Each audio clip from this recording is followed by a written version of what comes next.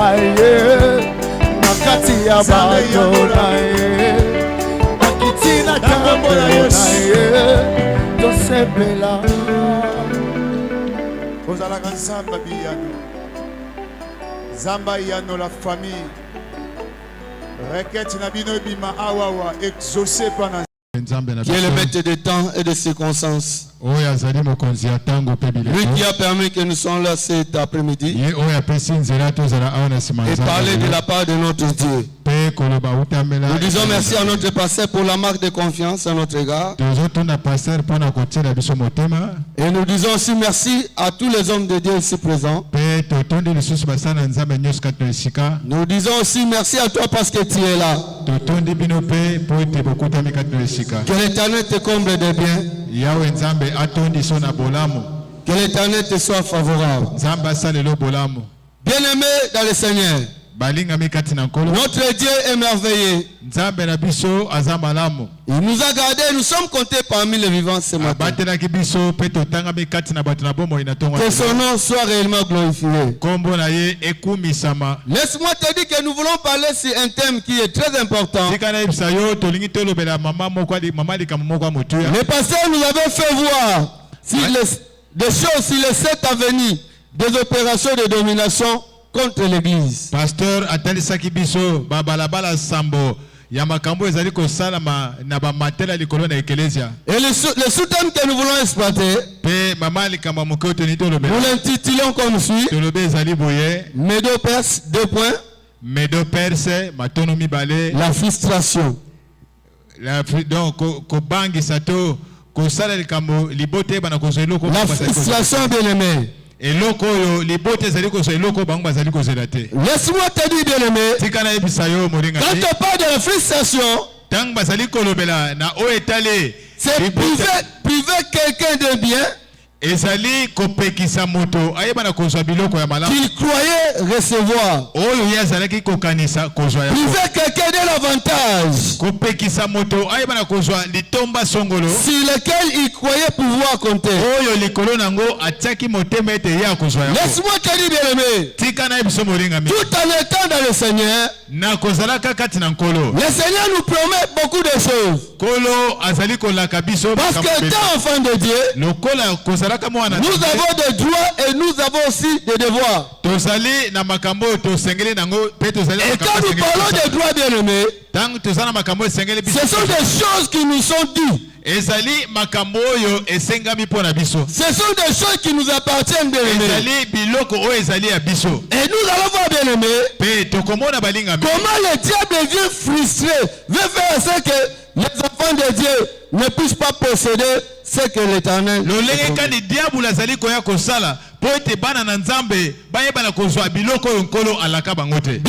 dans le Seigneur, étant enfant de Dieu, nous savons que notre Dieu, il est un Dieu fidèle. La Bible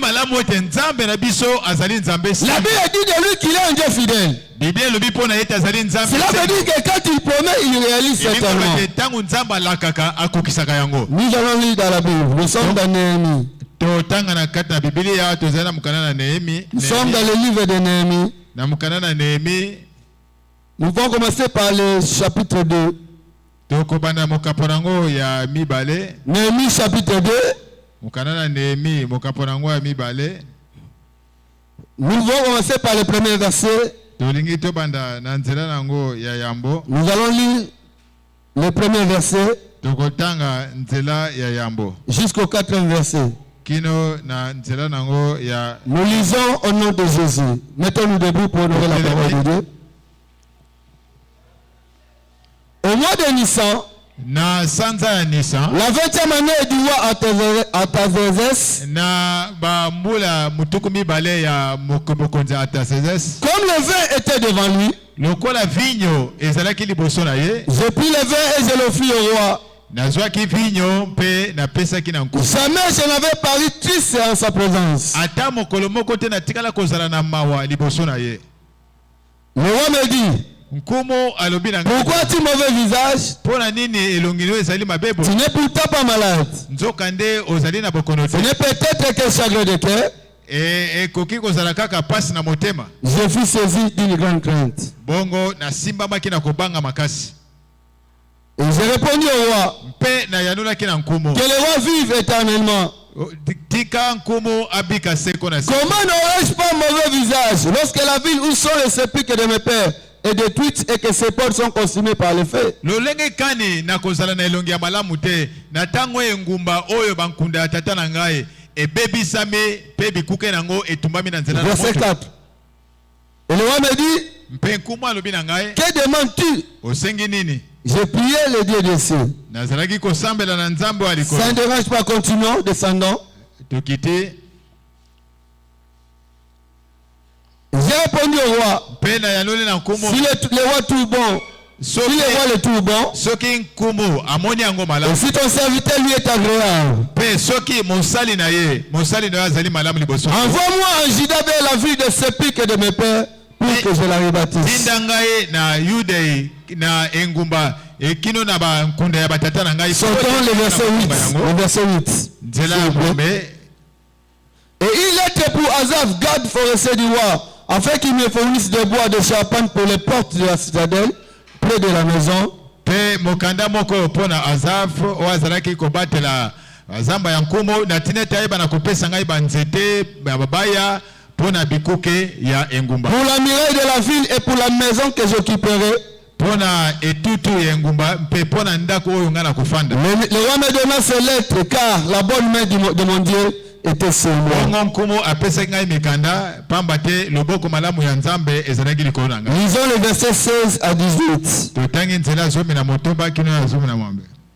16 à 18. La Bible nous dit ceci. Le magicien ignorait où j'étais allé. Bongo bazuze bazangai koyeba na. Et ce que je faisais. Mpena oyo nga nazalaki ko. Jusqu'à ce moment, je n'avais rien dit aux Juifs, ni aux sacrificateurs, ni aux grands, ni aux magistrats, ni à aucun de ceux qui s'occupaient des affaires. Kino na tango wana nalobaki eloko te na bayuda na bantu mimbenga na bantu minene na basambisi to na moko ya ba oyo bazalaki kotala misala ya bo. Verset 17. Et je l'ai dit alors. Bongo nalobi na bango. Vous voyez le malheureux état où nous sommes. Bomoni pasi na loengo. Jérusalem est détruite. Yerusalem ebebisami. Et ses portes sont consumées par le feu. Pe bikuke nango etumbami na moto. Venez, rebâtissons la muraille de Jérusalem. Boya totonga lisusu etutu ya Yerusalem. Et nous ne serons plus dans l'opprobre. Pe tokozala lisusu te na soni. Verset 18. Je leur ai raconté comment la bonne main de mon Dieu avait été sur moi. Bongo nazalaki koyebisa bango lolenge kani loboko ya malamu ya nzambe ezalaki likolo na ngai. Et quelle parole le roi m'avait adressé et dit, m'avait adressé. Maloba oyo nkumu alobaki na ngai. Il dit, alobi boye. lèvons-nous et bâtissons. Balobi boye totelema pe totonga. Et il se fortifiait dans cette bonne résolution. Pe bamikembisaki kati na likanisi oyo ya malamu. Verset 19. Sambala, les Oonites, Tobija, le serviteur ammonite, et Gershon, l'arabe, en ayant été informés, se moquaient de nous et nous méprisaient. Et il dit, que faites-vous là? Vous révoltez-vous contre le roi? Bongo Sambala, Mutaronite, Tobija, Mosali ammonite, pe Gershon, moko azalaki arabe, tango bayokaki sango, batiolaki biso, pe bamonaki biso pamba, balobi boye, eloko nini bino bozali kosala wana? Nous pouvons nous mettre. Seigneur tendre Père, nous versons devant de ton peuple. Nous voulons lui parler de ta part. Nous voulons qu'au-delà de nos voix, qu'il entende ta voix éternelle, notre Dieu. Qu'il est éternel, notre Dieu. Un cœur disposé à recevoir ta parole. Au nom de Jésus, nous avons ainsi prié. Amen. Amen. Bien-aimés dans le Seigneur, on nous a parlé ici les dominations, les 7 avenues de domination, des opérations bien-aimées, de domination contre l'Église. Comment le diable agit, bien-aimé, pour fuster les enfants de Dieu.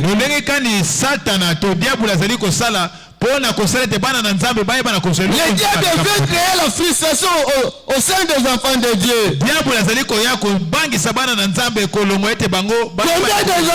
Combien d'enfants de Dieu sont-ils désespérés aujourd'hui? Laisse-moi te dire, bien-aimé, la Bible nous dit que mon juste vivra par la foi. Mais s'il se retire, mon âme ne peut plus plaisir en lui.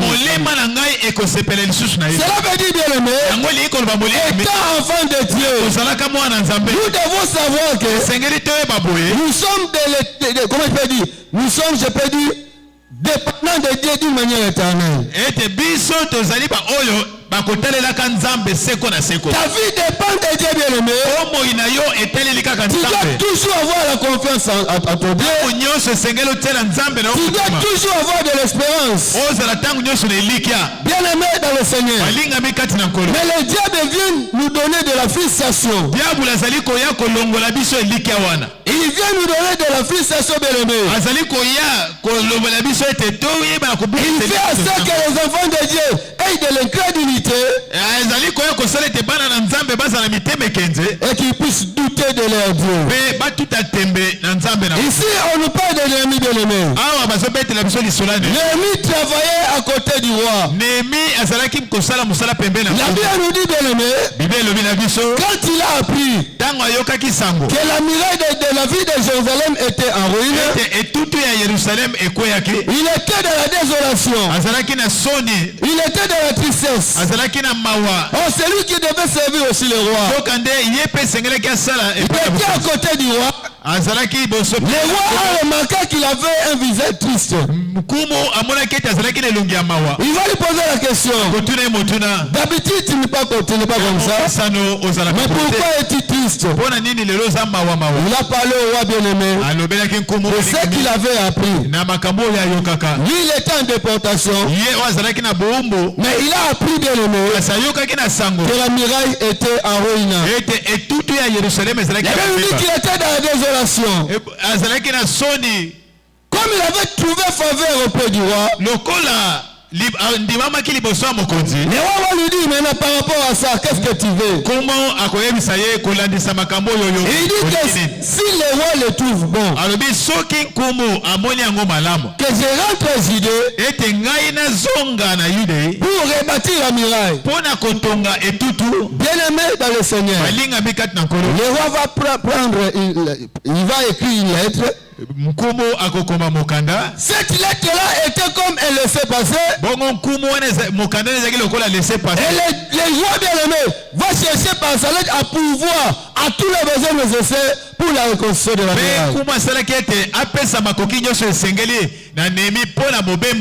Alors quand Néhémie est rentré, bien-aimé, il est arrivé là-bas, il a eu à sensibiliser ses frères. Il dit que la bonne main de Dieu était sur moi. Dieu avait qu'il trouve grâce devant le roi. Dieu avait fait ce que, bien-aimé, que, comment je peux dire, qu'il y ait des moyens pour la reconstruction de la muraille. Et quand il a parlé de ce projet aux Juifs qui étaient là, la Bible nous dit qu'ils étaient dans la joie et ils ont dit, levons-nous, nous allons bâtir.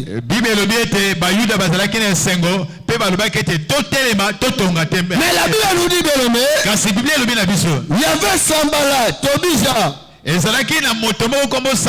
les autres qui étaient là, envie de décourager les enfants de Dieu, pour que la muraille ne soit pas reconstruite. Laisse-moi te dire, bien-aimé, le diable mettra à côté de toi des gens qui seront là pour te décourager. Cet homme, bien-aimé, avait déjà la voix du roi. Le roi déjà avait pourvu en tout. Mais arrivé là-bas, bien-aimé, il va trouver de l'adversité. Des gens qui venaient pour lui dire, tu tu ne sauras pas. Bien aimé, le découragement. Le diable fait tout pour faire en sorte que tu sois découragé. On va te dire, bien aimé, ton attente est vaine. Ton attente est vaine. Tu es en train d'attendre, tu passeras le reste de ta vie comme ça.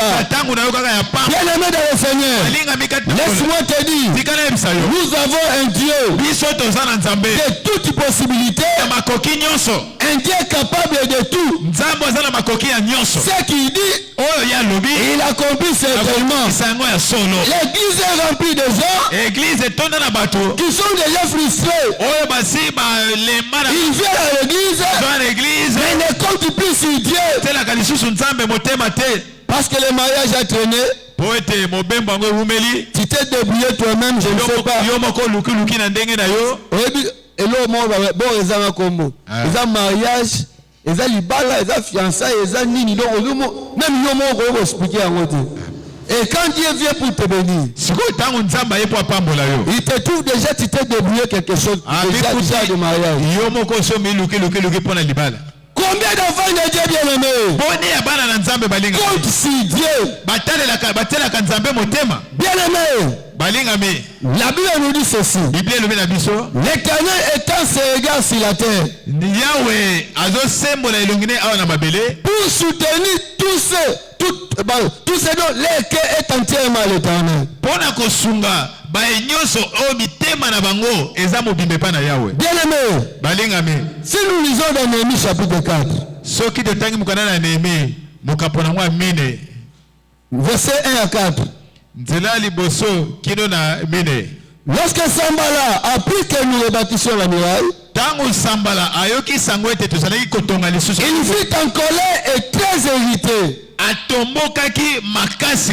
Verset 2, il se moqua des Juifs et dit devant ses frères et devant les soldats de Samarie, à quoi travaillent ces Juifs impuissants? Les laissera-t-on faire? Sacrifieront-ils? Vont-ils achever? Redonneront-ils vie à des pierres ensevelies sous des morceaux de poussière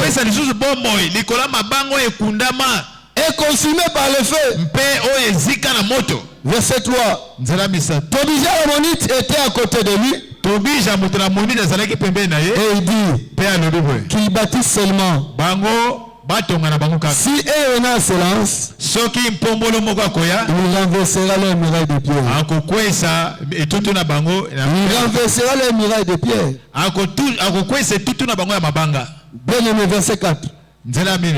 Écoute, oh notre Dieu, comme nous sommes méprisés, fais tomber-les aussi sur les têtes et livre-les au pillage sur une terre où ils soient captifs. Mais dans le Seigneur, ils ont commencé à mépriser le peuple de Dieu. L'église c'est le peuple de Dieu.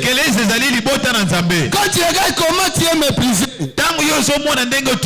on va te dire qu'avec ton Dieu, tu passes ton temps. Laisse-moi te dire bien aimé, le diable sait fort bien que là où il y a de l'incrédulité, même Dieu ne peut pas agir. Est-ce que on t'a bien aimé? Si tu n'y crois pas à ce que Dieu te dit, tu te constitues toi-même un obstacle pour obtenir une faveur divine. Il est venu bien aimé avec la lettre du roi. Cela veut dire bien aimé, il avait déjà tout. Mais il y avait des Tobija et des Sambala. Il y a des gens qui sont à côté de toi. Ils vont te dire, est-ce que tu crois vraiment que Dieu te donnera le mariage? À des fois même ton cœur peut devenir obligé de s'emballer. À des fois, nos cœurs nous parlent. Mais laisse-moi te dire, bien aimé, étant enfant de Dieu, nous devons plus écouter le Saint-Esprit. Bien aimé dans le Seigneur, laisse-moi te dire, ce que Dieu dit, il exécute. Ce que Dieu dit, il accomplit parfaitement. Il a dit dans sa parole, je suis derrière ma parole pour l'exécuter. Il est derrière sa parole. Le peuple s'est mis debout comme pour rebattre la muraille. Mais il y a des gens qui sont venus pour les décourager. Combien de gens de Dieu sont-ils découragés aujourd'hui? Ils n'ont plus le même zèle pour servir Dieu. À cause de la découragement. Le diable sait que si tu t'attaches à Dieu, si tu t'attaches à Dieu, tu auras gain de cause. Alléluia. Amen. La Bible nous dit, quiconque espérera l'Éternel ne sera pas confus. C'est une vérité fondamentale. Mais il viendra mettre de la frustration. Il serait sorti de l'Égypte. Quand il sortait, il y avait des ramassis, les gens de toute espèce qui étaient là, qui étaient aussi sortis avec eux. Alors quand ils sont arrivés quelque part, poussés par ces ramassis, Israël était saisi de convoitise. Pourquoi la main? Pourquoi toujours la main? Poussé par les ramassis, les gens de toute espèce, bien aimés, ils étaient là maintenant en train de pousser Israël au murmure.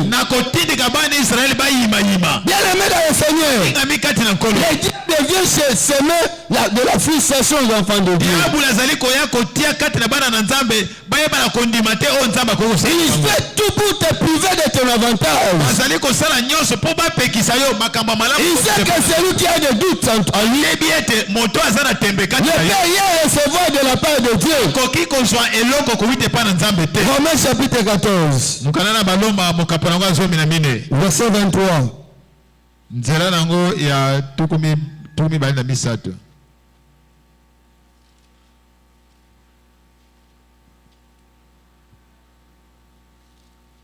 Romains chapitre 14, verset 23.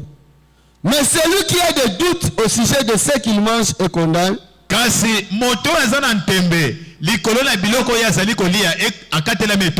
qu'il n'agit pas par conviction. Tout ce qui n'est pas le produit d'une conviction est péché. Cela veut dire ceci. Là, tu ne jouis plus de ta liberté. Tu commences à douter de tout. Bien aimé dans le Seigneur, il va chercher à te détruire, bien aimé. La Bible nous dit manger tout ce qui se va au marché. Quand je mange, je ne doute pas. Mais pour me pousser, il va semer des doutes en moi. Il va enlever ce que nous appelons de la conversion. Tu n'as plus de conviction. Tu commences à douter. Laisse-moi te dire, bien aimé, tu ne peux pas douter. Ce que Dieu dit, il va certainement l'accomplir. Sambala est obligation venue. Est-ce que vous allez reconstruire? Même si vous allez reconstruire. Mais quand seulement Elena va passer. Quand Elena passera. Oh, ils avaient oublié, bien aimé, que Israël avait un Dieu. Il avait un Dieu, bien aimé. Beaucoup d'enfants de Dieu sont découragés par le diable. Aujourd'hui, ils n'ont plus foi en Dieu. Ils ont maintenant de l'incrédulité. La Bible nous dit ceci, bien aimé. Jésus a opéré beaucoup de miracles. Il faisait beaucoup de miracles partout où il passait. Mais quand il est arrivé à Nazareth, la Bible nous dit que Jésus ne pouvait pas faire beaucoup de miracles. Parce qu'il avait trouvé dans ces gens-là de l'incrédulité. Alléluia. Amen. Le diable fait tout pour que tu sois incrédule. Incrédule veut dire, bien aimé, ne pas croire à ce que Dieu te dit. Néhémie avait tout. Il avait obtenu la faveur divine. Mais sur le temps, bien aimé, il est obligé de s'emballer. Vous cherchez à le décourager. Vous cherchez à le priver de ce que le Seigneur il faisait tout bien aimé pour que Israël ne soit pas satisfait. Bien aimé dans le Seigneur, le diable sèmera de doute en toi. Quelqu'un qui avait confiance à Dieu, à un certain moment, peut-être parce que le temps passe, il commence à désespérer. Est-ce que réellement le Seigneur agira dans ma vie?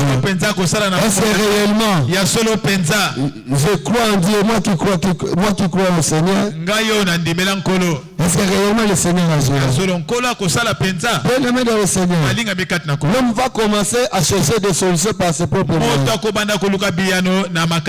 Oh, comme étant enfant de Dieu, toute solution que nous trouvons en dehors de Dieu, c'est un autre problème que nous créons.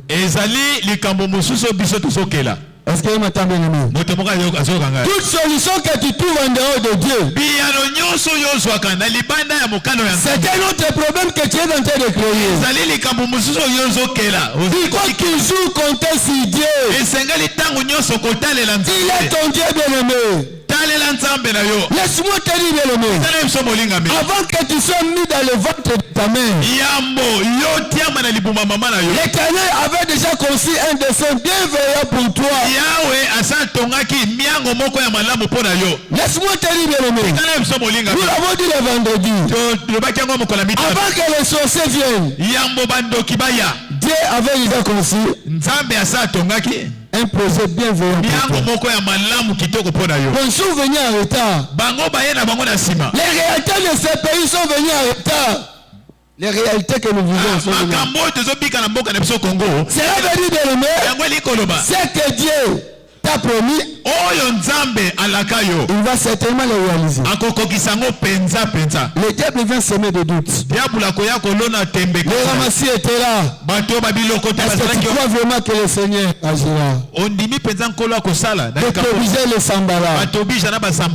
Oh bien-aimé, laisse-moi te dire, un enfant de Dieu, c'est quelqu'un qui est ferme dans ses attentes. Peu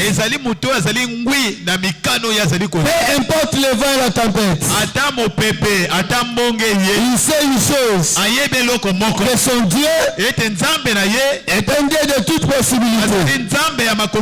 Le Seigneur est capable, bien aimé. Voilà pourquoi Néhémie n'avait pas lâché prise. Malgré la prière de t'obliger de s'emballer, a continué à travailler. Parce qu'il savait que son Dieu était avec lui. Il savait que son Dieu était avec lui. Bien aimé dans le Seigneur, que Dieu est avec toi. Peu importe ce que tu vis, peu importe ce que les gens pensent sur ton problème. Ne soyez pas ébranlé. Reste ferme. Reste ferme, bien-aimé. Oh, bien-aimé dans le Seigneur. Étant enfant de Dieu, ne cédons pas aux frustrations des démoniaques. Ne cédons pas aux frustrations démoniaques. On va te faire voir que les promesses de Dieu sont des slogans. Ce ne sont pas des slogans. La Bible nous dit, bien-aimé, même si nous pouvons devenir infidèles, mais celui qui a fait la promesse demeure fidèle. Ce qui fait que nous croyons, ce qui fait que nous espérons, et que celui qui a fait la promesse, il demeure fidèle. Alléluia. Amen. Il demeure fidèle. Le diable est venu te frustrer. Il va te pousser au péché. Il va te pousser au mal. Il va te pousser au murmure. Tu vas commencer à murmurer. Comme j'avais dit autrefois ici, il y a quelque chose qui est proche de la prière. Ce sont des murmures.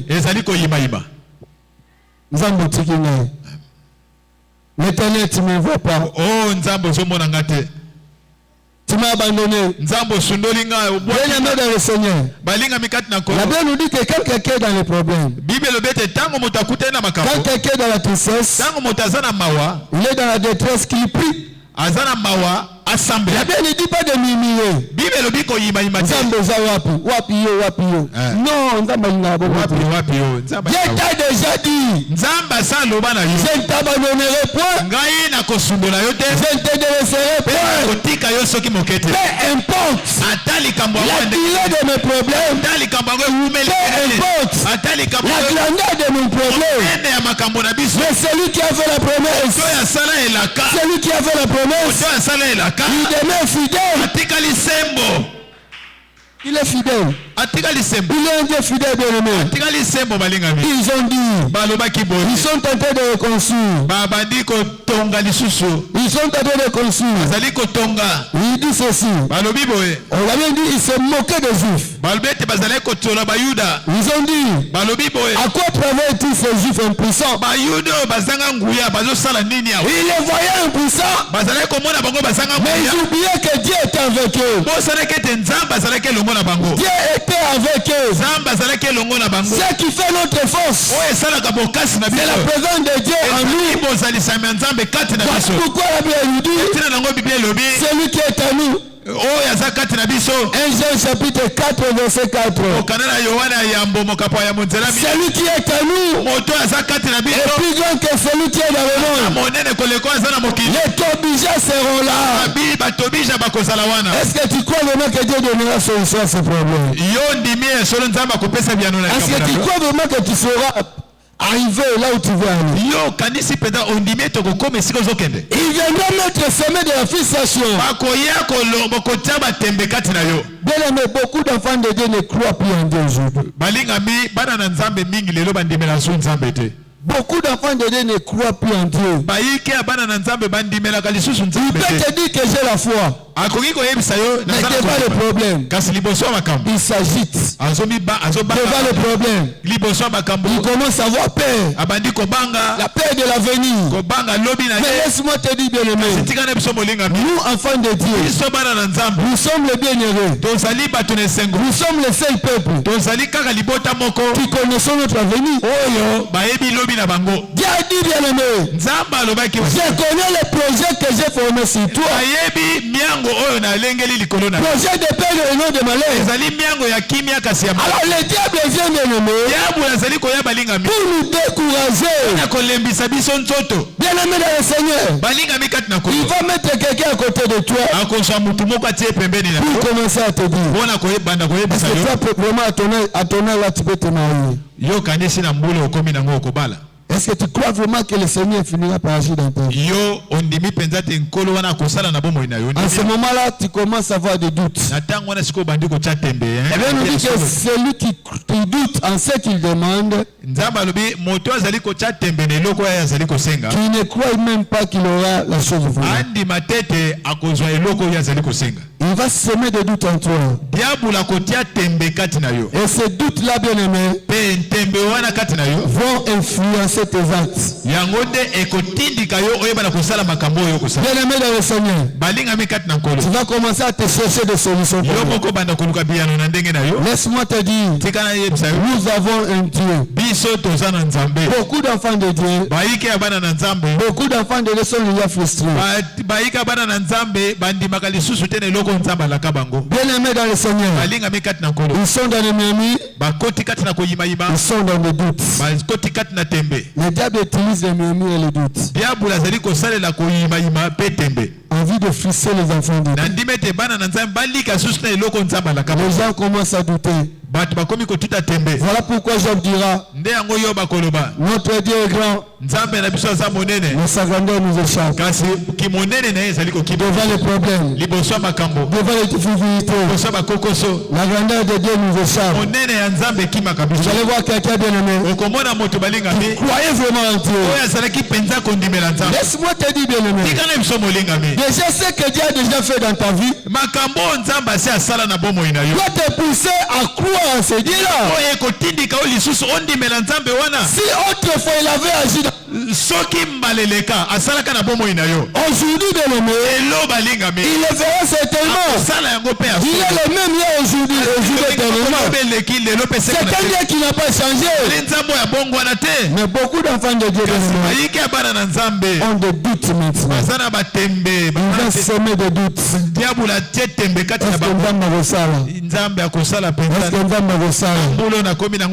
Est-ce que j'ai aimé ce que je suis avec Dieu à Israël. Josué chapitre 21.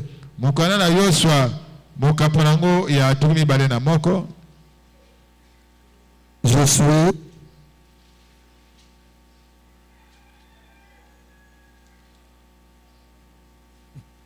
verset 45. De toutes les bonnes paroles que l'Éternel avait dites à la maison d'Israël, aucune ne resta sans effet. Toutes s'accomplissent. Acclamons pour la gloire de Dieu. Tout s'accomplit. Cela veut dire, bien aimé, tout ce que Dieu a déclaré dans ta vie, il va aussi l'exécuter. Est-ce que quelqu'un le croit? Amen. Amen. Amen. Néhémie, avec les Juifs, il pouvait aussi se décourager à cause de Tobija et de Sambala. Il a mobilisé le peuple.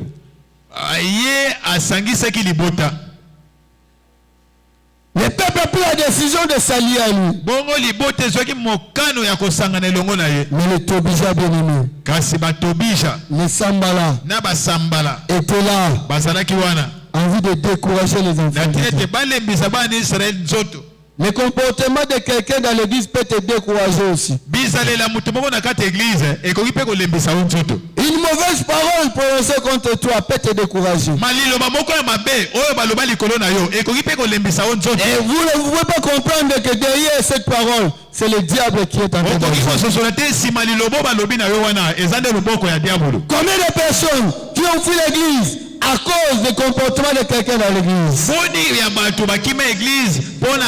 bisaleli ya mutu songolo pakala. Bien-aimé dans le Seigneur, Alinga mikati na ko. un enfant de Dieu, Mwana na Nzambe. c'est celui qui persévère dans le Seigneur. Azali mutu ayika kampiko kati na C'est ko. quelqu'un qui n'est pas ébranlé. Aza mutu akwei makati. On te dira, on t'a calomnié quelque part. Oh batuka kiyo bakosele ko makambo sika songolo. Laisse-moi te dire, bien-aimé, Msomo linga me. tu n'es pas venu ici Oyaki awate. à cause de quelqu'un. Pona tina na mutu songolo. Tu es venu Yo yaki awa. parce que tu es enfant de Dieu. Ozalaka mwana Et Nzambe. ce que Dieu te dit, Yango Nzambe alobina. il va l'accomplir certainement. Akokokisa yango. Et quand il voudra l'accomplir, Pe tango akolinga kokisa il yango. ne posera pas la question au pasteur. Akotuna kutu mutuna pa pasi. Il ne posera pas la question au serviteur de Dieu. Akotuna mutuna na basana na Nzambe. Il agira. Akosala. Il a dit dans sa parole, Alobana lobana ye. j'agirai. Ngai na kosala. Qui s'y opposera? Na kotele melanga. Qui s'y opposera? Na kotele melanga. Bien-aimé, Balinga. si l'Éternel Soki yawe. veut que tu aies le mariage aujourd'hui, Lingeto so libala lelo. qui va s'opposer? Na kotele melanga Nzambe. Alléluia. Amen. Beaucoup d'enfants de Dieu, Baike bana na Nzambe. ils sont tentés dans l'incrédulité. Basi bakota na moteme kenze. Ils se sont habitués avec Dieu. Amesana na bango na Nzambe. Ebi nde tozala bato mosusu ya bibo afrere nakoya na ndako moto abi osoye deja donc so mesai na yo deja nzambe mpe akoma na yo osoya na yo deja ososala deja tellement aprometa te nakoya obi osoye na yo deja donc mpo bato mosusu mpe nzambe esali ya na ye bongo anatikala na ye ndenge wana non bien-aimé.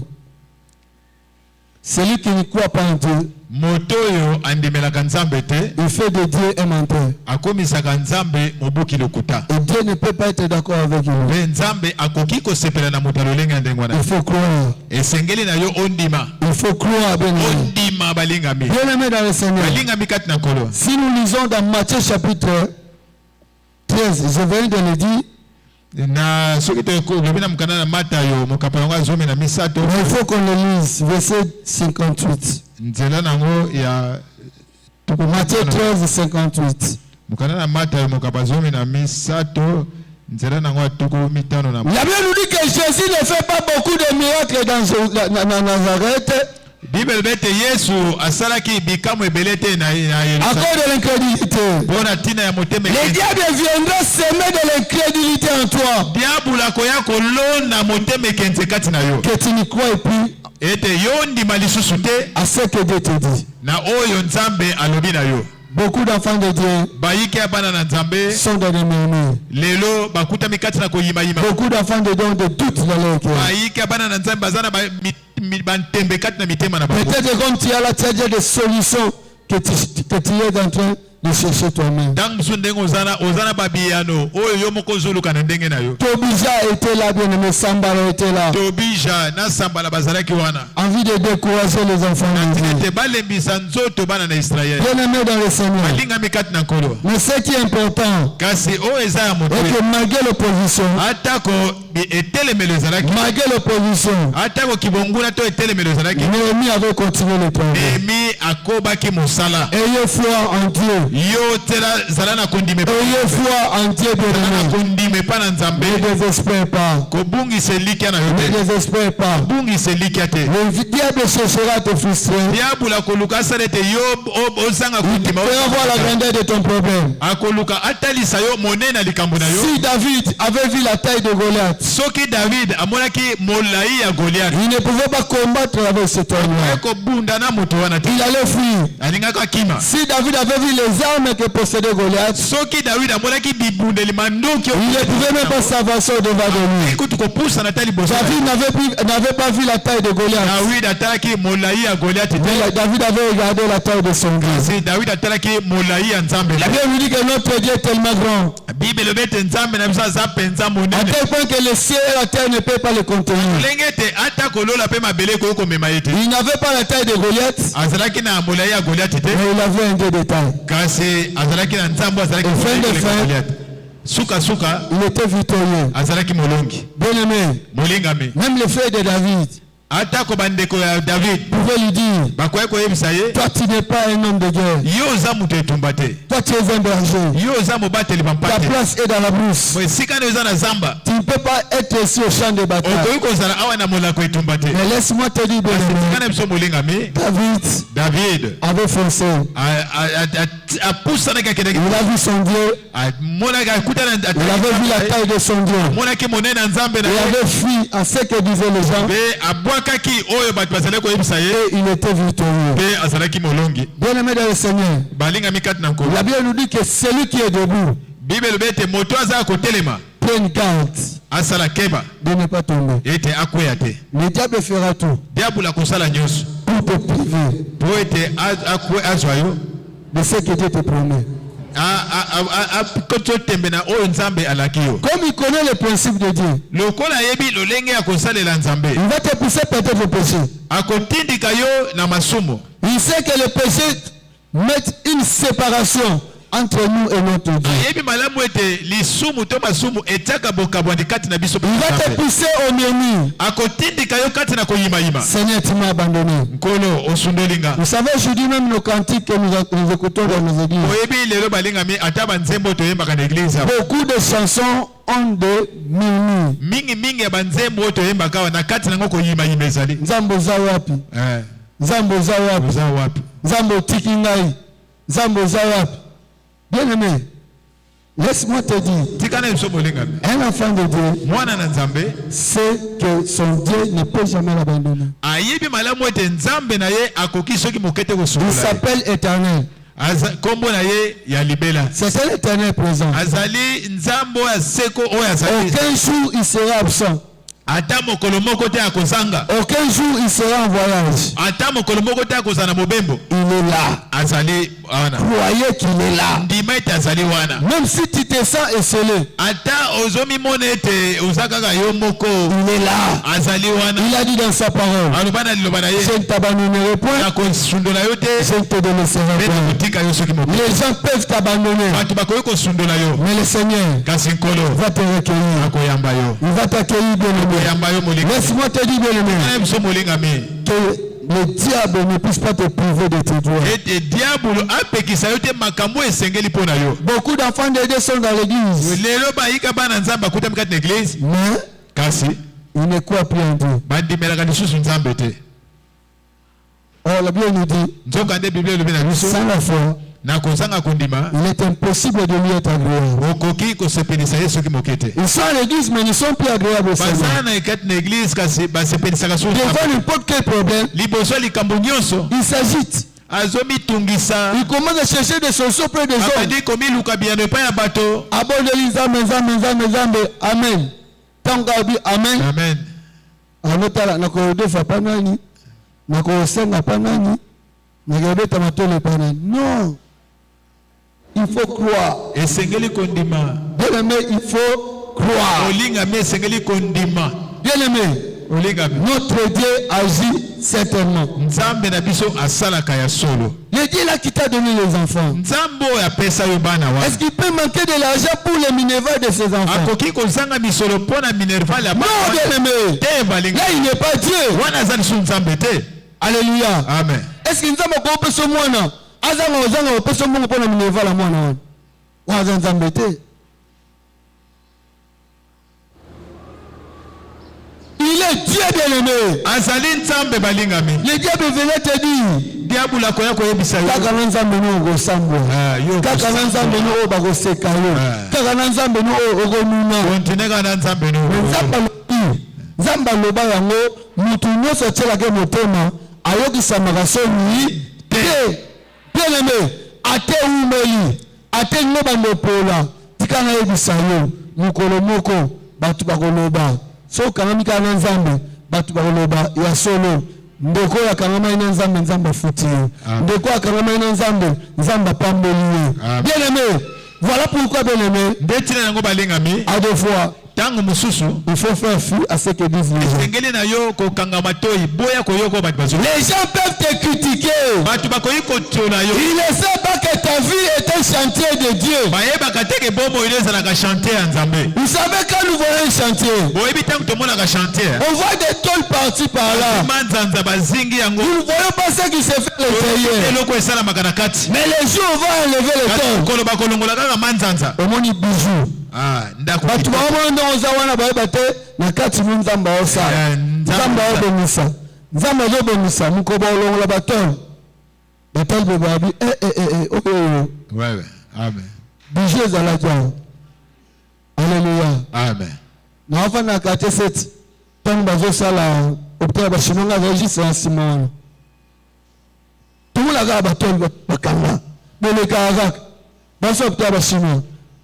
Tolega ilo ni basalaga bansu babyo hospital bansu babyo bateki kani ngwa namko balongola ibatol bien hotel bilo na sama kati robina ndenge pe vino zali. Amen. Mutu moka privé na ipambo na yote. Amen. O ya yo ezaya ya yo o ya yo osimba yango mutu abotolo yango te. Tobija basambala bakoya yokanisi penza milukela mibotela. Bien aimé, vous savez, les gens peuvent parler, mais celui qui parle bien c'est Dieu. Batu bakoyo koloba kaswa loba kamala mukolekezaka Nzambe. Faisons-lui confiance. Toteleka ka motema. Tobija sambala vont te faire entrer dans le désespoir. Tobilana sambala bakokotso yo bakobungisa yo elikia.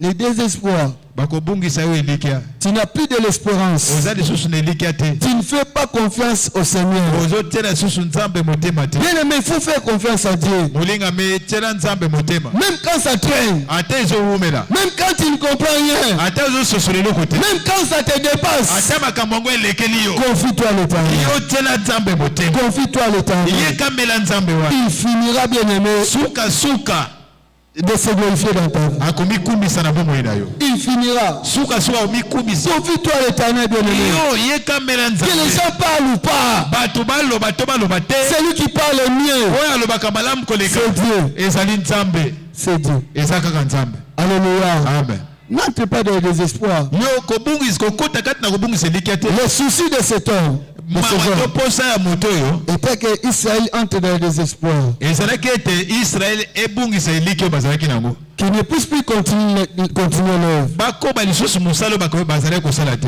Bien aimé dans le Seigneur. balingami kati na nkolo L'Éternel, Yahweh. la Bible nous dit ceci. Biblia elobi na biso boye Quand Dieu approuve la voie de nous, ntango Nzambe andimi nzela ya moto il dispose favorablement tout à son égard. balobi ete atiaka na lolenge nyonso ya malamu liboso na ye Même ses ennemis. atako banguna na ye. Bien aimé, soki Nzamba lobi yo kobala, il est capable de koboma batu po yobala. Est-ce que kobala wana? Amen. Soki Nzamba lobi ke akosalela yo, aza capable asala po ezala ya yo. Amen. Ngasi na mona libala frère abonde Nzambe Nzamba bi mwaso ya ye. Amen. Papa mobali ali mwasi te. Papa ya mwasi ali mobali te. Mes frères azozonga bi me Seigneur, naza na mbongo. Asa système na États-Unis. Na mbongo ebele. Fa na bala bato me mwaso ya isi na ye yo. So binga beti ya papa iso papa lobi, seka na mwana no okende yomo. Oyo kuna sepe na mwana na okende yomo. Et au salam bien aimé, après quelques temps, papa a mobile à Koufi. Après ces 4 mois, papa moi aussi à Koufi. Nous avons abonné